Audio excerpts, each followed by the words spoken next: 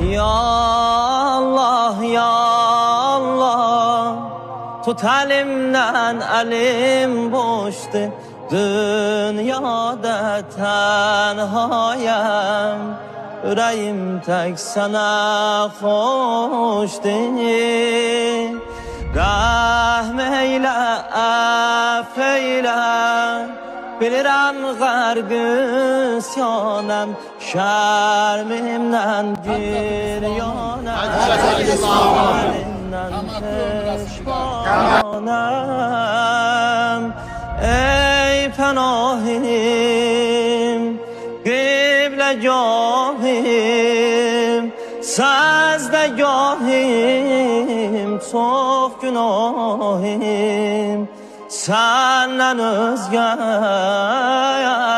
yok cumanim.